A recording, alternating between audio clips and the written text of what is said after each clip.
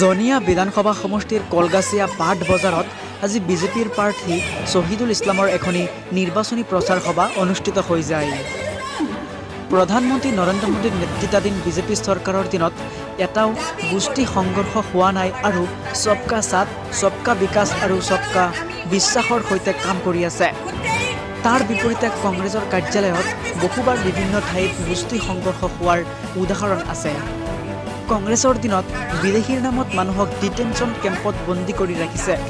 জনিয়া সমষ্টিৰ বিজেপিৰ প্ৰাৰ্থী শ্বহীদুল ইছলামে কয় যে বৰপেটাৰ সাংসদ আব্দুল খালেকে সাংসদ পদটো সুদৃঢ় কৰি ৰখাৰ স্বাৰ্থত জনিয়াৰ কংগ্ৰেছীসকলক নিজৰ প্ৰাইভেট কোম্পানীৰ দৰে ব্যৱহাৰ কৰি আহিছে।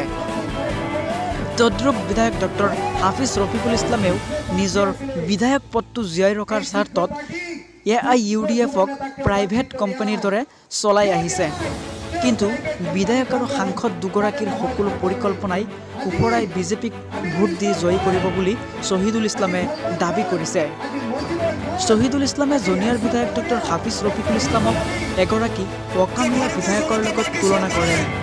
শ্বহীদুল ইছলামে নিৰ্বাচিত হ'লে হালদিয়া গাঁও পঞ্চায়তত হস্পিটেল, গুনিয়ালগুৰিত ক্ৰীড়া বিশ্ববিদ্যালয়, জনিয়া সমষ্টিত 4খনকৈ কলেজ স্থাপন কৰা, প্ৰতিটো পথ পকীকৰণ, নদীৰ গৰাখহনীয়াৰ স্থায়ী প্ৰতিৰোধৰ লগতে কেইবাটাও গুৰুত্বপূৰ্ণ প্ৰতিশ্ৰুতি প্ৰদান কৰে।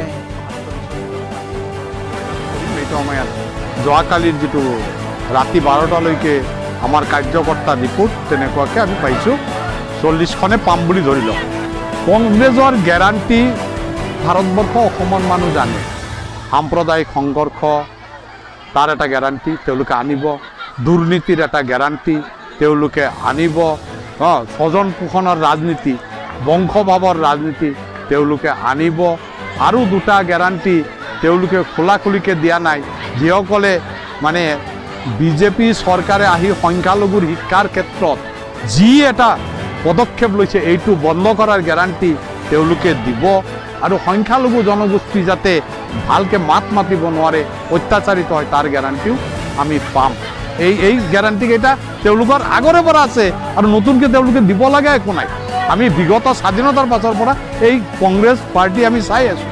AIUDFে চাইছিল, এটা প্ৰতিবাদ কৰি প্ৰতিবাদত তেওঁলোকে ওলাই আহিছিলে।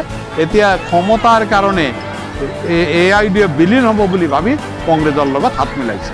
আজি আব্দুল খালেক ডাঙৰীয়াই আজি চেঙা, আজি বাগবৰ, আজি সৰুক্ষেত্ৰীত প্ৰাৰ্থিত্ব দিছে, আজি ফ্ৰেণ্ডলি খেলিছে।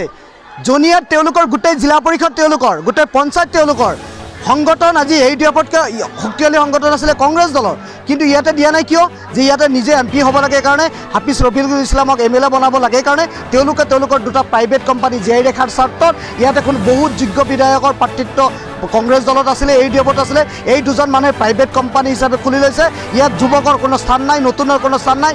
যুগে যুগে তেওঁলোকে MP হ'ব খোজে, তেওঁলোকে বিধায়ক হ'ব খোজে। গতিকে তেওঁলোকে প্ৰাইভেট কোম্পানী নহয় কি বুলি ক'ব আপুনি? যে 90% যুৱক, 90% যুৱক জনিয়া বিধানসভা সমষ্টিৰ ভাৰতীয় জনতা পাৰ্টীৰ লগত আছে আৰু দিনে নিশাই কাম কৰি আছে।